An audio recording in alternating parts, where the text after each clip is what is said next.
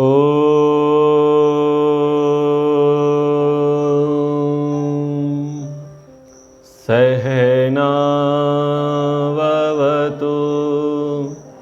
सहनौ भुनक्तु सह वीर्यं करवावहै तेजस्विनावधीतमस्तु मा विद्विषावहै।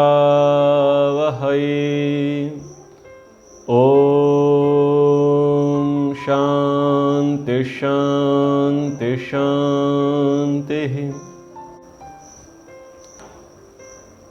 उपनिषद जिज्ञासु महानुभावों, ईशोपनिषद के प्रथम मंत्र पर हम विचार कर रहे हैं, तो प्रथम मंत्र का पाठ कर लेते हैं।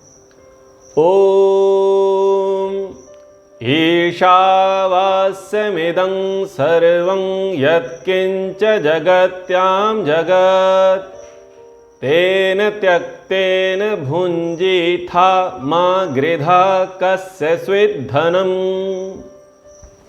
ईशावास्यमिदं सर्वं यत्किंच जगत्यां जगत् तेन त्यक्तेन भुञ्जीथा मा गृधा कस्य स्विद्धनम्। यजुर्वेद के 40वें अध्याय का यह प्रथम मंत्र है और ईशोपनिषद का भी यह प्रथम मंत्र है।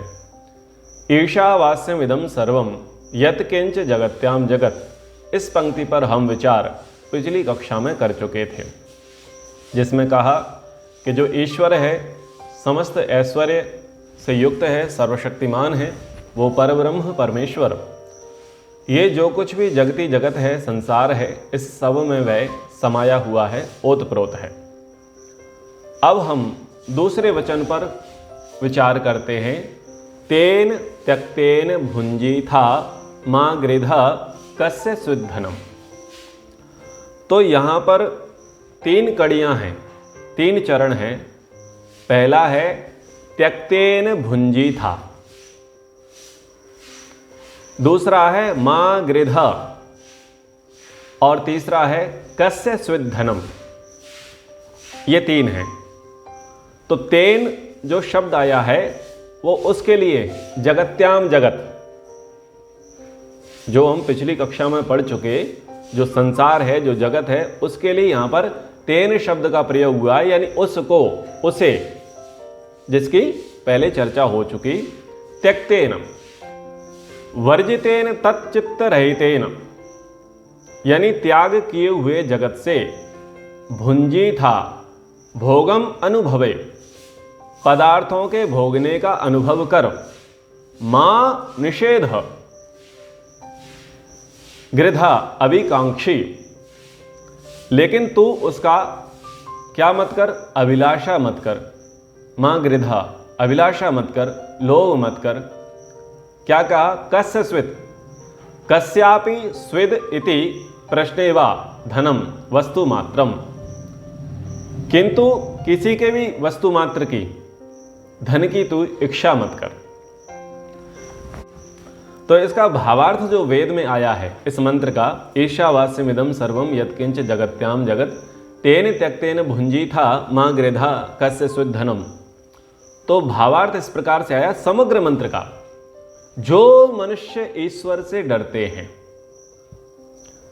कि यह हमको सदा सब ओर से देखता है, यह जगत ईश्वर से व्याप्त और ईश्वर सर्वत्र इसमें विद्यमान है, इस प्रकार व्यापक अंतर्यामी परमात्मा का निश्चय करके भी अन्याय के आचरण से किसी का कुछ भी द्रव्य ग्रहण नहीं किया चाहते, वे धर्मात्मा होकर इस लोक के सुख और परलोक में मुक्ति रूप सुख को प्राप्त करके सदा आनंद में रहें।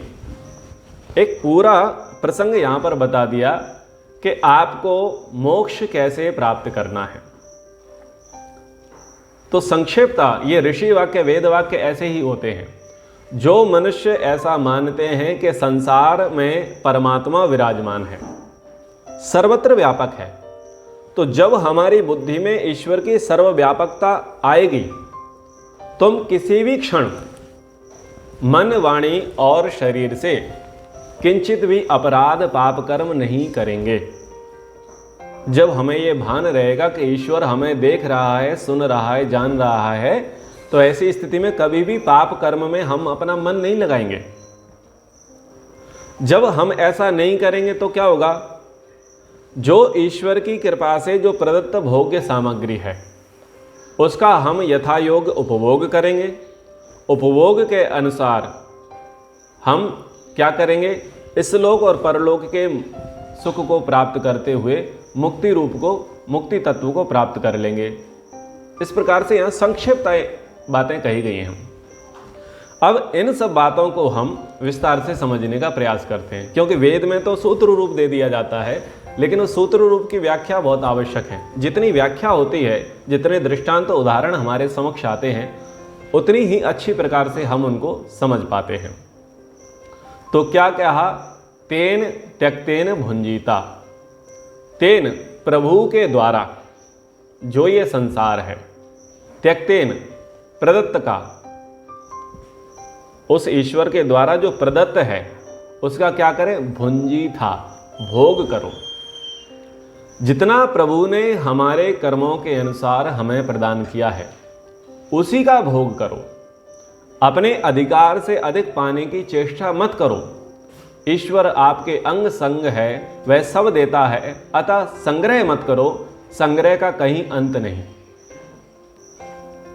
क्योंकि आप जितना संग्रह करते चले जाओगे आप कभी ऐसा नहीं सोच सकते कि अब संग्रह का अंत हो जाएगा। तो संग्रह के संबंध में एक बहुत नीति वचन महात्मा विदुर धृतराष्ट्र को देते हैं, जब धृतराष्ट्र के सारे पुत्र मारे जा चुके होते हैं। कहते हैं, सर्वे क्षयांता निश्चय्या पतनांता समुक्षरया संयोगा विप्रयोगांता मरणम च जीवितम च।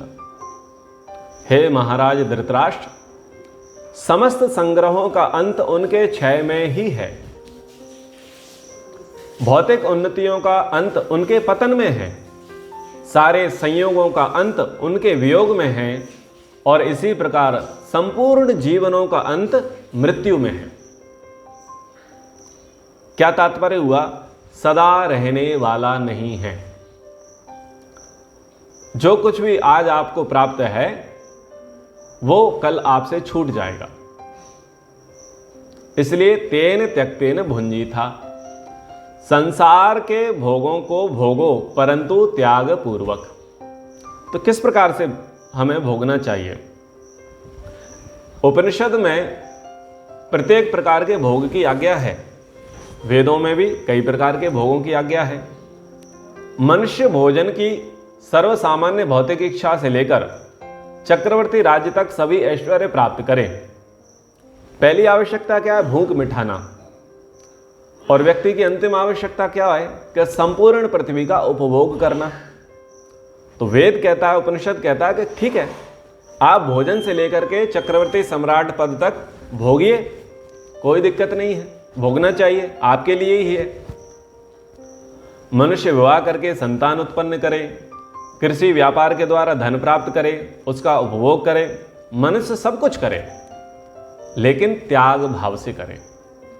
उपनिषद का संदेश है, अच्छे कर्म करते रहो, उनके जो फल प्राप्त हों उनका संयम एवं त्याग पूर्वक उपभोग करो, उनके पीछे पागल मत हो।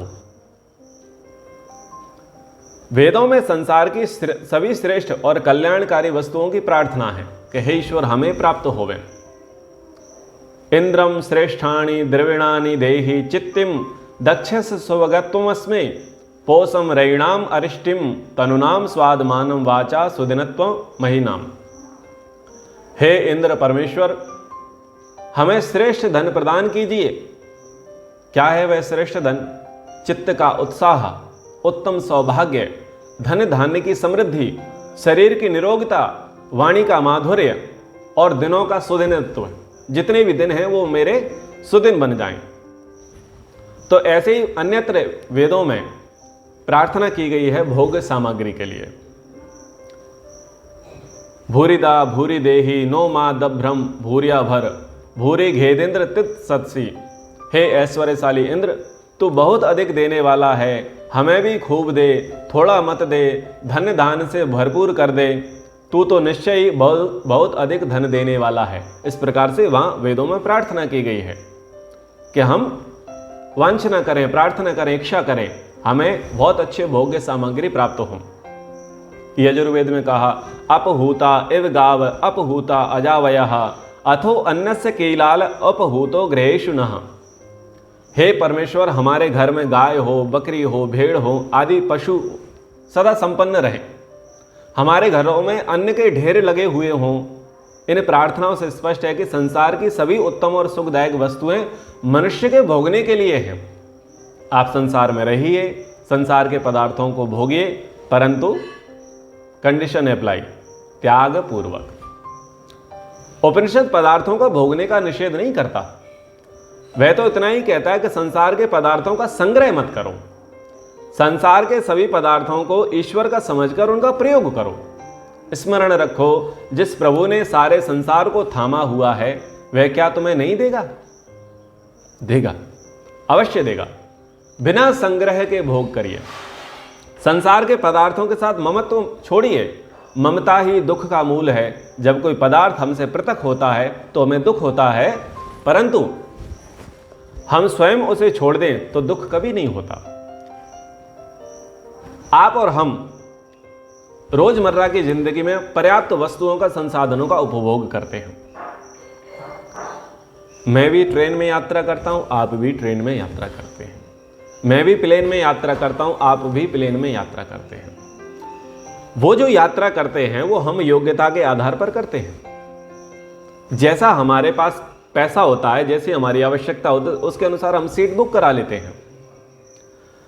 लेकिन क्या बताइए, वो सीट को हम साथ में लेके चले जाते हैं जब हमारा स्टेशन आ जाता है? वो जो बेडशीट, चादर वहां पर मिलती है, क्या उसको साथ में लेकर के चल पड़ते हैं? क्या उसके प्रति हम ममत्व का भाव रख लेते हैं? वहां तो नहीं रखते। आप और हम सरकारी कार्यालयों में जाते हैं, प्राइवेट सेक्टर्स में जाते हैं।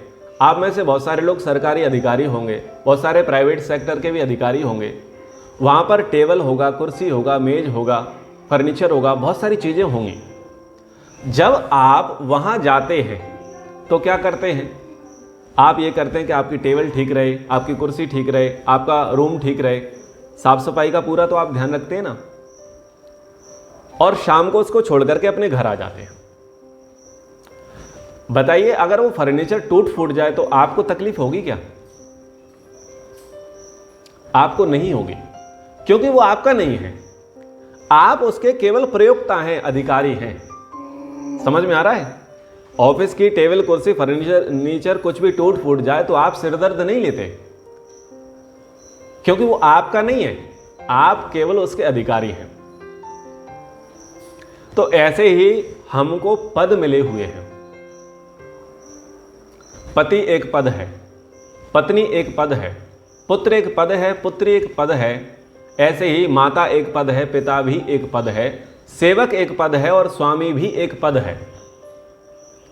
ये सब पद हमें योग्यता के आधार पर मिले हैं, आरक्षण से नहीं मिले। हमारी कुछ योग्यता होगी तभी तो हम इस पद पर आसीन हैं। क्या किसी को भी माता का पद दे दिया जाएगा? किसी को भी पिता का पद दे दिया जाएगा? पुत्र पुत्री, पति पत्नी का, मित्र का, बंधु का पद दे देंगे? नहीं देंगे। योग्यता के आधार पर दिया जाएगा। तो हमें अधिकार मिला है, हम उसके अधिकारी हैं, स्वामी नहीं हैं। तो हमारा धर्म है कि उस पद का निष्ठापूर्वक हम पालन करें।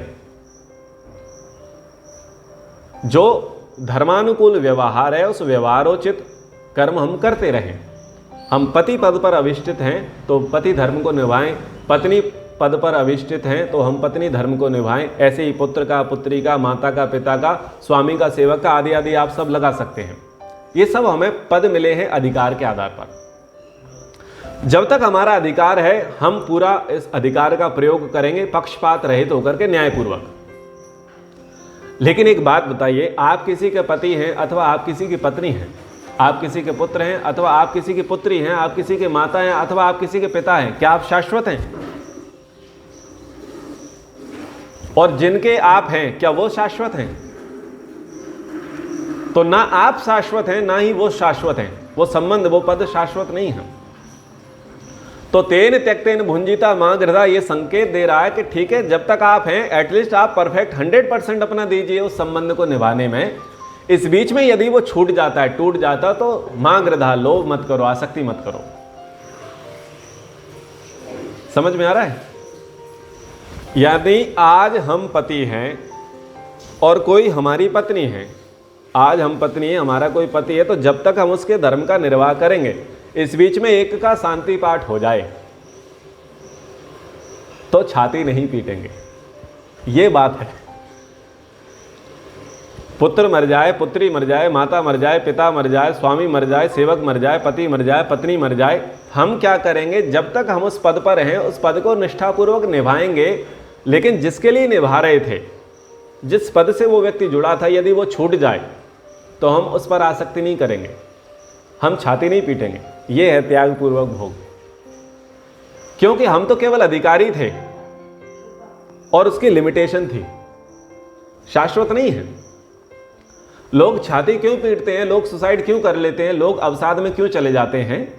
लोग आसक्ति पाल लेते हैं। हाय मेरा, ये मेरा है, मैं इसका हूं, ये शाश्वत है और सदा रहेगा, ये है तो मेरा जीवन है और ये नहीं है तो मेरा जीवन समाप्त है। ऐसी विचारधारा मूर्खता की है। सांख्यकार कपिल जी कहते हैं, सेनवत सुखी। एक बाज होता है, बाज पक्षी। तो एक सामान्य पक्षी होता है, वो क्या करता है, मांस के लोथड़े को लेकर के अपनी चोंच में लेकर के आकाश मार्ग में उड़ा जा रहा था। उस पक्षी ने देखा कि मेरे पीछे बाज लगा हुआ है। बाज बहुत खूंखार होता है, बहुत आक्रामक होता है, बहुत हिंसक प्रकृति का होता है। अब बताइए उस सामान्य पक्षी को क्या करना चाहिए? यदि वो चोंच से उस मांस को नहीं हटाता तो वो पक्षी आएगा, इस पक्षी को मारेगा, तो इसके प्राण भी जाएंगे और माल भी छूट जाएगा। और यदि जिस माल की वजह से वो पक्षी बाज पीछे से आ रहा है आक्रमण करने के लिए, यदि हम उस माल को ही छोड़ दें तो हम बच जाएंगे। यानी हम वस्तु का त्याग कर देंगे तो सुखी रहेंगे, और यदि वस्तु का त्याग नहीं करेंगे और एटलीस्ट वस्तु का वियोग होना ही है, वस्तु हमसे छूटना ही है, लेकिन जब वियोग होगा तो हम दुखी हो जाएंगे। आप समझ पा रहे हैं? कुछ कठिन तो नहीं हो रहा। आप किसी वस्तु को जकड़े बैठे हैं, पकड़े बैठे हैं, उसमें ममत्व पाले बैठे हैं, तो वो वस्तु तो एक दिन जाएगी ना, और आप भी उस वस्तु से जाओगे। दोनों ही एक दूसरे का वियोग होने वाला है, तो वियोग दुखदाई है। इतिहास में सबसे बड़ा वियोग किसे हुआ? राजा दशरथ को। राजा दशरथ को क्या वियोग हुआ? पुत्र मोह था। वो नहीं चाहते थे कि राजा राम उनकी आंखों से आगे जाएं, ओझल हो जाएं। वो नहीं चाहते थे अपने पुत्र से दूर रहना, और पुत्र वियोग में क्या हुआ? उनका शांति पाठ हो गया। और अगर छोड़ दें तो, रिलीज कर दें तो दुख नहीं होगा। तो आज हम जिस पद पर हैं, उस पद का हम अच्छे प्रकार से उपभोग करें, और लेकिन किसी में आसक्ति नहीं रखनी है। यदि हम जकड़े रहेंगे, पकड़े रहेंगे, तो वो तो एक न एक दिन छूटने ही वाली है, और जब वो छूटेगी तो हम छाती पीटेंगे, और हो सकता है उसके पीछे हम अपने सर्वस्व को खो दें, हम आत्महत्या कर लें, हम अवसाद में चले जाएं। इसलिए रिलीज करने का भाव होना चाहिए। तेन त्यक्तेन भुंजीथा, त्याग पूर्वक भोग करो। तो इस प्रकार का उपनिषद का उपदेश है। महानुभावों, रबड़ी खाइए, जलेबी खाइए, गुलाब जामुन खाइए, परंतु उनके पीछे मरो मत। अनासक्ति से त्याग पूर्वक भोग करना है। जिस भी स्थिति में हो प्रसन्न रहो। ऐसी स्थिति उत्पन्न करो कि आज यदि संसार से त्याग पूर्वक भावना आ जाए तो चोरियां नहीं होंगी, ब्लैक मार्केटिंग नहीं होगी, रिश्वतखोरी नहीं होगी, भ्रष्टाचार नहीं होगा, बेईमानी नहीं होगी, और छल का प्रयोग नहीं होगा, बल का प्रयोग नहीं होगा। जो हड़प नीति है वो हड़प नीति भी समाप्त हो जाएगी। जो हम सब मनुष्यों के भीतर पिशाच और राक्षस वृत्ति आ चुकी है, इस पिशाच और राक्षस वृत्ति का समापन हो जाएगा। तेन त्यक्तेन भुंजीथा मां गृधा। राक्षस और पिशाच वृत्ति क्या है? अपना उल्लू सीधा करना, अपना पेट भरना, दुनिया जाए भाड़ में। हमें सुख भोग मिलना चाहिए, हमें दूसरों से कोई लेना देना नहीं है। तो क्या करता है व्यक्ति, दूसरों के पेट पर लात मार करके खुद का पेट भरना चाहता है। यह है राक्षस और पिशाच वृत्ति। दूसरों की हिंसा करते हुए अपने आप को वो बलवान बनाना चाहता है। मांसाहार जो राक्षस वृत्ति है, इस राक्षस वृत्ति में क्या हो रहा है, व्यक्ति दूसरे प्राणियों का खून पीता है, मांस खाता है और उससे अपने खून को और अपने मांस को बढ़ाना चाहता है। ये राक्षस, ये साक्षात राक्षस वृत्ति है। इससे जीवन सफल नहीं है। महानुभावों, टेलीविजन में तो राक्षस अलग प्रकार के बता दिए जाते हैं, बड़े बड़े बालों वाले, सींग वाले, खूंखार टाइप के। ये तो एक उपलक्षण मात्र है, एक कल्पना मात्र है। पर वास्तविक राक्षस वही हैं जो हिंसा करके खाते हैं, जो दूसरों को तकलीफ दे करके खाते हैं। वो पटवारी राक्षस हैं जो वेतन का उपयोग ना करते हुए किसान का दोहन करते हैं और छोटे छोटे कामों के लिए उनसे पर्याप्त धन ले लेते हैं। जो रिश्वत का प्रयोग करते हैं वो सब के सब राक्षस हैं। रिश्वत से जो जीवन चलता है, क्यों? उनको काम करने का तो धन मिल रहा है ना, उसकी उनके पगार मिल रही है, लेकिन उस पगार में वो संतुष्ट नहीं है। वो क्या कर रहे हैं, वो और चाहते हैं, और अतिरिक्त चाहते हैं। तो ये सब राक्षसपना है। तो इसलिए कहा ये सब नष्ट हो जाएगा यदि तेन त्यक्तेन भुंजिथा मां गृधा, ये विचार हमारे अंदर आ जाए तो जितनी भी चोरी, बेईमानी, ब्लैक मार्केटिंग, रिश्वतखोरी ये सब चल रही है, ये सब समाप्त हो जाएगी। राक्षस और पिशाच वृत्ति हमारे अंदर से समाप्त हो जाएगी। ऋग्वेद की ऋचा कहती है, देवों ने क्षुधा भूख को ही मृत्यु नहीं बनाया, अर्थात भूख से ही मनुष्य नहीं मरता, अपितु अधिक खाकर के भी व्यक्ति मर जाता है। केवल भूख से व्यक्ति नहीं मरता, ज्यादा खाने से ही मर जाता है। भर्तृहरि जी का एक प्रसिद्ध श्लोक आपने सुना होगा, भोगा न भोक्ता वयमेव भोक्ता, तपो न तप्तम वयमेव तप्ता, कालो न यातो वयमेव याता, तृष्णा न जीर्णा वयमेव जीर्णाम। हम सांसारिक विषय भोगों को भोग नहीं पाए, परंतु भोगों ने हमको भोग लिया। माठी कहे कुमार से, क्यों तू रोंदे मोए, एक दिन ऐसा आएगा कि मैं रोंदूंगी तोए। तो हम पहले भोगों की ओर जाते हैं, लेकिन जब हम लिमिट क्रॉस करने लग जाते हैं तो वो भोग हमें भोगने लग जाते हैं। शास्त्र में कहा मीठा खाओ, खीर पियो, लिखा है पैसा बख्शामी। खीर पीने के लिए कहा है। कल शरद पूर्णिमा थी, भारत में बहुत सारे लोगों ने खीर पी होगी, तो वहां पर कहा है खीर खाओ, मीठा खाओ, मिष्ठान्न खाओ, लेकिन एक लिमिट है। आप उस लिमिट को क्रॉस करेंगे तो आपको मधुमेह हो जाएगा, फिर वो खीर आपको खाएगी, फिर वो मीठा आपको खाएगा। कैसे खाएगा?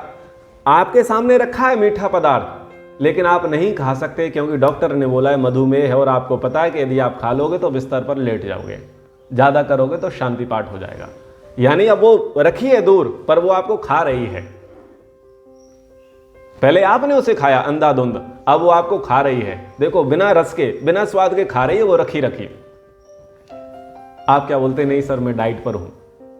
क्यों डाइट पर है? पहले फैट बढ़ा लिया, ढोलक के जैसा शरीर कर लिया, और डॉक्टर ने बोला कि भाई अब तुम्हारा शरीर जो है बेडौल हो गया है, बहुत फैट बढ़ गया है, तो आपको फिट रहना चाहिए। व्यक्ति भी परेशान है, अपने ही शरीर का बोझ वो नहीं उठा पा रहा। और यदि वो युवान है, यदि वो लड़का है तो उसे लड़की पसंद नहीं कर रही है, और लड़की है तो उसे लड़का पसंद नहीं कर रहा क्योंकि बहुत मोटा व्यक्ति है। ऐसे व्यक्ति से विवाह कौन करे? ऐसी समस्याएं समाज में देखते हैं ना। तो क्या सुनते हैं? बोले डाइट पर चल रहे हैं, यानी अब भोग उनको भोग रहे हैं। पहले उन्होंने भोग को भोगा और अब भोग उनको भोग रहे हैं। तो विषयों का स्वाद और सौंदर्य हमें अपनी ओर आकृष्ट करके हमारे नित्य मृत्यु का कारण बन जाता है। मक्खी गुड़ के किनारे पर बैठकर रस चूसती रहे तो आनंद वो लेती रहेगी, लेकिन यदि लालच करेगी तो फंसेगी और मर जाएगी। माखी गुड़ में गड़ी रहे, पंख रहे लिपटाए, हाथ मिले और सिर धुने, लालच बुरी बलाए। ये आपने सुना है। यानी दूर से आप उसका प्रयोग कर रहे हैं तो ठीक है, लेकिन आप अंधाधुंध उसमें डूब गए हैं तो निस्संदेह आपका राम नाम सत्य है। तो महानुभाव, बहुत अच्छा संदेश है। तेन त्यक्तेन भुंजी था मां गृधा, त्याग पूर्वक भोग करो, लोभ मत करो। तो भोगों के प्रति आसक्ति ना हो, लोभ की वृत्ति ना बने, इसलिए वेद में स्वाहा और इदन्नमम जैसे शब्द आते हैं जो कहते हैं यह मेरा नहीं, इदम नमम यह मेरा नहीं है, और स्वाहा मैं इसको समर्पित करता हूं। यानी समर्पण भाव हमारे अंदर आए और समर्पण भाव के लिए एक व्यवस्था बना दी जिसको कहा है दान। दान क्या करता है? दान आसक्ति का त्याग करता है। दान की महिमा के विषय में वेद में कहा, उतो रई प्रणतो नोप दस्यति उत्तराण प्रणन मर्डितारम न विंदते। दान देने वाले का धन कभी घटता नहीं और जो अदानी है उसे सुख मिलता नहीं। तो जो दान देगा उसका धन नहीं घटेगा और जो अदानी है उसे सुख नहीं मिलेगा। तो धन्य दान से संपन्न व्यक्ति को सहायता के अभिलाषी व्यक्ति की सहायता करनी चाहिए। संसार में प्रत्येक व्यक्ति पर कष्ट और संकट आ सकते हैं, इस प्रकार जीवन के मार्ग को दूर तक देख करके दान देना चाहिए। यह धन संपत्ति रथ के पहियों की भांति आती और जाती रहती है। वेद कहता है, मोघ मन्नम विंदते अप्रचेताः सत्यम ब्रवीमि वद इत्स तस्य नार्यमणम पुष्यति नो सखायम केवलाघो भवति केवलादि। अज्ञानी मनुष्य व्यर्थ ही अन्न को प्राप्त करता है। मैं सत्य कहता हूं, वो तो अन्न का वध करता है। जो व्यक्ति ना तो अपने राष्ट्र का पोषण करता है ना मित्रों की सहायता करता है, ऐसा अकेला खाने वाला व्यक्ति अन्न नहीं पाप खाता है। इसलिए त्याग पूर्वक भोग का विधान वेद में किया गया है। वेद में अन्यत्र भी कहा गया, शतहस्त समाहार सहस्त्र हस्त संकिरा। हे मनुष्यों, हजारों हाथों से कमाओ और सैकड़ों हाथों से दान दो। यानी कि आप जो कमाते हैं उसका 10% आप दान करो, रिलीज करते जाओ। उससे क्या होगा? आपकी आसक्ति दूर होती चली जाएगी। तो इस मंत्र में त्याग पूर्वक भोग का सुंदर समन्वय है। तेन त्यक्तेन भुंजिता, हे मानव तू त्याग पूर्वक भोग कर, मां गृधा लोभ मत कर, क्योंकि लोभ अनेक पापों का मूल है। एक योनि को आप जानते हैं जिसको बोलते हैं गिद्ध। आपने सुना है? एक पक्षी होता है जिसका नाम होता है गिद्ध। वो क्या करता है? बड़ा विशाल काला सा पक्षी होता है, बलशाली होता है। वो मरे हुए पशुओं का मांस भक्षण करता है। ये जो लोभी हैं ये ऐसी ही योनियों में जाते हैं।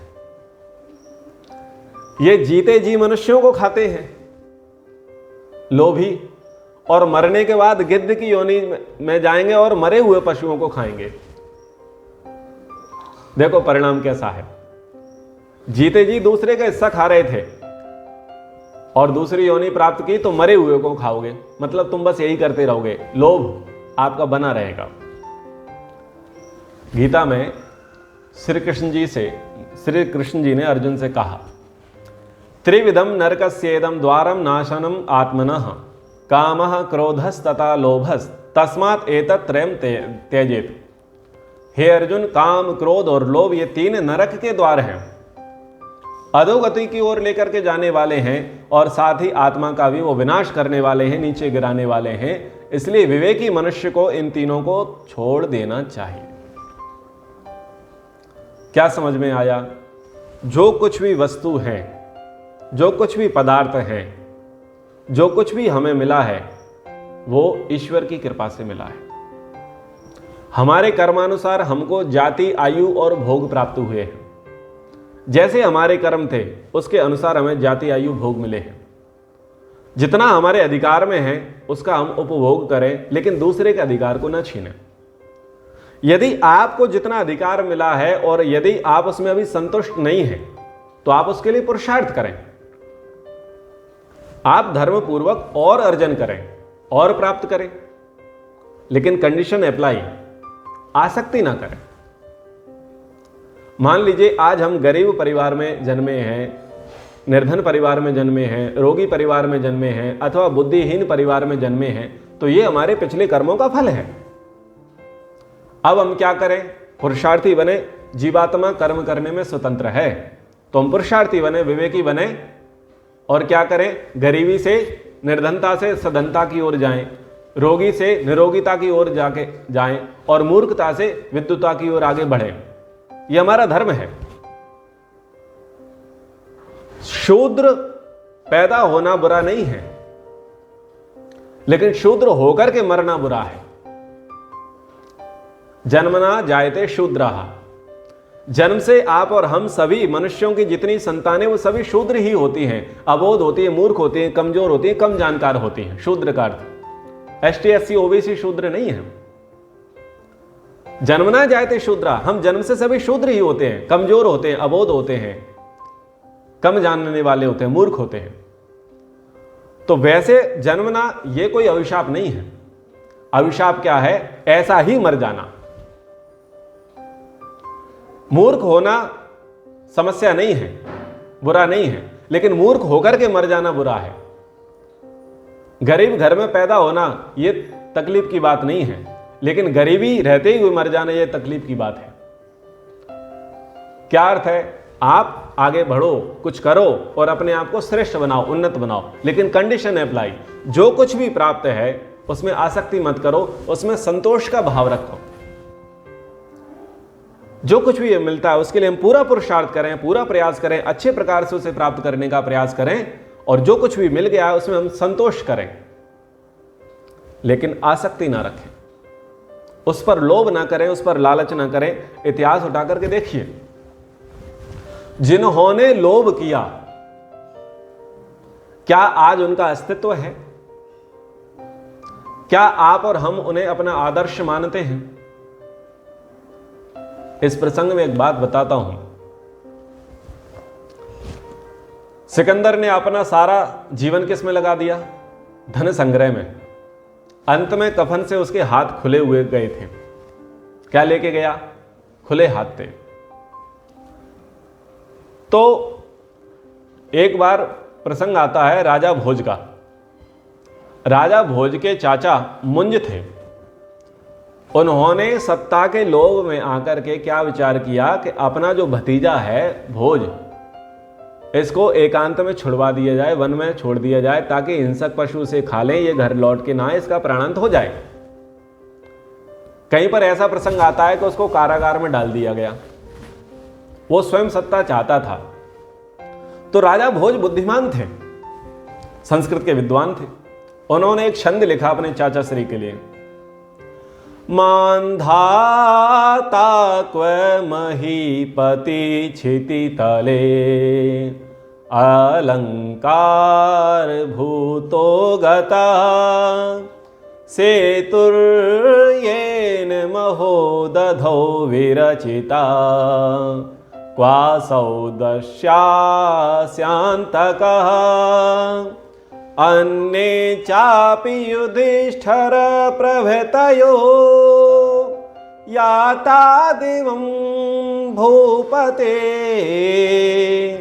नैकेनापि समं गता वसुमती मुञ्ज त्वया यास्यति मुञ्ज त्वया यास्यति। हे राजन, अपने चाचा से बोलता है, हे राजन, मान धाता क्व महीपति क्षिति तले अलंकार भूतो गताः। सतयुग में प्रसिद्ध एक मानधाता नाम के राजा हुए, चक्रवर्ती राजा हुए मानधाता। वो भी राज्य को लेकर के अपने साथ नहीं गए। सेतुर्येन महोदधो विरचिता क्वा असो दस्यांतकः। जिसने समुद्र पर पुल बनाए ऐसे राजा राम, जिन्होंने रावण को यमलोक भेजा, वो भी चक्रवर्ती सम्राट हुए, वो भी अपने साथ लेकर के कुछ नहीं गए। अन्ये चापि युधिष्ठिर प्रवृतयो याता दिवं भूपते। और युधिष्ठिर आदि भी अनेक राजा धरती पर उत्पन्न हुए, वो भी चक्रवर्ती सम्राट हुए, परंतु यह धरती, यह धन संपत्ति किसी के साथ नहीं गई, परंतु चाचा श्री मुझे पूर्ण विश्वास है ये लोग तो धन संपत्ति को, राज्य को, वैभव को अपने साथ लेकर के नहीं गए, पर आप जरूर लेकर के जाएंगे। ये श्लोक की रचना करके उन्होंने सेवक के हाथ राजा को भिजवा दिया। राजा ने जब ये श्लोक पढ़ा तो राजा को अक्ल आ गई और स्वयं ने उस सत्ता के लोभ को छोड़ दिया और अपने भतीजे को सत्ता पर अभिषिक्त कर दिया। इतिहास का प्रसंग है। अच्छा, क्या समझ में आया? सत्ता के लोभ में व्यक्ति अनीति पर चल पड़ते हैं। कंस ने क्या किया? अग्रसेन को बंदी बना दिया, स्वयं सत्ता पर आसीन हुआ। हुआ क्या? अंत में उसी के भांजे ने उसको सत्ता से बेदखल कर दिया और जो योग्य व्यक्ति था अग्रसेन, उसको राज्य पर अभिषिक्त कर दिया। महाभारत काल ऐसे राजाओं के विषय में भरा पड़ा है जो लोभी थे, सत्ता के मद में चूर थे, और अंत में क्या हुआ? जो धर्म के, नीति के, पथ के जानकार थे, धर्म रक्षक थे, उन्होंने उनको दंडित किया और जो योग्य व्यक्ति थे उन योग्य व्यक्तियों को पद दिया। तो देखिए, जिन्होंने लोभ किया आज हम उनके नामों को हे की दृष्टि से देखते हैं, और जिन्होंने लोभ नहीं किया उनका हम सम्मान पूर्वक पालन करते हैं। आप और हम रावण अपने पुत्र का नाम नहीं रखते, आप और हम कंस अपने पुत्र का नाम नहीं रखते, आप और हम दुर्योधन अपने पुत्र का नाम नहीं रखते, क्योंकि ये सब लोभ ही थे। तो जितने भी लोभी हैं उनका कभी आदर्श नहीं है, उनका कभी सम्मान नहीं है। तो इतिहास को देखिए, मूल बात है इतिहास को हम ना भूलें। कैसे?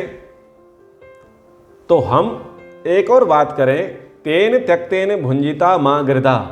ये जो पंक्ति है इसमें अंतिम पंक्ति के बगैर ये पूरी पंक्ति अधूरी है। वो है कस्य स्वित धनम। जिस धन के लिए आप लोभ कर रहे हैं, जिस पद के लिए, जिस पैसे के लिए, जिस प्रतिष्ठा के लिए आप लोभ कर रहे हैं, आप मरे जा रहे हैं, आप मारकाट मचा रखे हैं। आप ये तो बताओ, कस्य स्वित धनम, ये धन किसका है किसका? किसके साथ जाने वाला है? किसी के साथ जाने वाला नहीं है, ये अनिर्वचनीय है। तो इसलिए यहां पर वेद में कहा गया कि हे जीव, तू धन का अभिमान मत कर, संसार के पदार्थों को त्यागपूर्वक भोग। जो लोग ईश्वर की आज्ञा के विरुद्ध चलते हैं, अर्थात ईश्वर का त्याग कर देते हैं, वे जन्म मरण के दुखों को भोगते हैं। अतः मनुष्य को चाहिए कि भगवान को सब स्थानों में विद्यमान मानकर उसके उल्टा मानने को दुखों का मूल समझकर पाप करने के लिए कभी भी तैयार ना हो और किसी के धन की लेने की इच्छा ना करे, क्योंकि परमात्मा का नियम है कि हर एक मनुष्य को उसके कर्मों के अनुसार भोग मिलता है, और कोई मनुष्य उसके विरुद्ध यत्न करे तो उसे भोग प्राप्त कभी नहीं होता। अतः दूसरों के धन लेने की इच्छा जो पाप है उससे हम दूर रहें, उस भोग से हम दूर रहें। तो ये वेद का संदेश है। ईशावास्यमिदं सर्वम यत्किंच जगत्याम जगत तेन त्यक्तेन भुंजी था मां गृधा कस्य स्वित धनम। पूर्ण रूप से समझें, ईश्वर इस संसार का मालिक है, उसने ये संसार बनाया है और ये संसार जड़ है। चूंकि उत्पन्न हुआ है इसलिए ये संसार और संसार से बने हुए जो भी पदार्थ हैं वो सब एक दिन नष्ट होने वाले हैं। तेन त्यक्तेन, हम जीवात्मा हैं, हम जीवात्माओं को ये संसार मिला है जगत उपभोग करने के लिए। प्रश्न उठता है कि संसार ईश्वर ने क्यों बनाया? हमारी विद्यार्थी हैं जानवी जी, उनका प्रश्न था कि ईश्वर ने संसार क्यों बनाया? तो मैं कुछ पंक्तियां गुनगुनाता हूं। यह जगत रचा है ईश्वर ने, जीवों को कर्म करने के लिए, कुछ कर्म नए करने के लिए, पहले जो किए भरने के लिए। यह आवागमन का चक्र चला, चाहे पुण्य करो चाहे पाप करो, कण कण में बसा प्रभु देख रहा, चाहे पुण्य करो चाहे पाप करो। तो ये संसार ईश्वर ने भोग और अपवर्ग के लिए, सांख्य दर्शन में पूछा गया, शिष्य ने पूछा आचार्य कपिल से, बोले ये संसार क्यों है, ये दृश्य जगत क्यों है? तो उन्होंने कहा भोगापवर्गार्थम दृश्यम, भोग और अपवर्ग के लिए दृश्य जगत मैंने बनाया हुआ है। तो जिनकी भोग भोगने में आसक्ति है वो भोग भोगेंगे, और जिनकी भोगों से निवृत्ति हो गई है वो क्या चाहते हैं, अब संसार में फंसना नहीं चाहते, वो क्या चाहते हैं, अब मुक्ति को प्राप्त करना चाहते हैं। तो उन जीवात्माओं के लिए मैंने ये संसार बनाया है, कुछ को भोग भोगने के लिए, कुछ को अपवर्ग प्राप्त करने के लिए, जो पहले कर्म किए थे उन कर्मों को भोगने के लिए, और वर्तमान में नए कर्म करने के लिए संसार मैंने बनाया है। तो इसलिए संसार बना है, इसलिए संसार चल रहा है। और जब तक इस दुनिया में राग और द्वेष चलते रहेंगे तब तक ये संसार चलता रहेगा। जब तक राग और द्वेष हमारे अंदर भरे रहेंगे तब तक हम इन संसार में जन्म मरण के चक्कर में फंसे रहेंगे। तो यदि हमें इस संसार के चक्कर में नहीं फंसना है, इस जन्म मरण से मुक्त होना है, तो हमें राग द्वेष छोड़ना पड़ेगा, इस आसक्ति को छोड़ना पड़ेगा, इस लोभ को छोड़ना पड़ेगा, और हमें अपने कर्मों को परफेक्ट बनाते हुए चलना पड़ेगा। तो हम क्या करें, कैसे कर्म करें या नहीं करें, इस संबंध में हम अगली कक्षा में विचार करेंगे। समय हमारा पूरा होता है, आज की कक्षा को हम यहीं पर विराम करते हैं।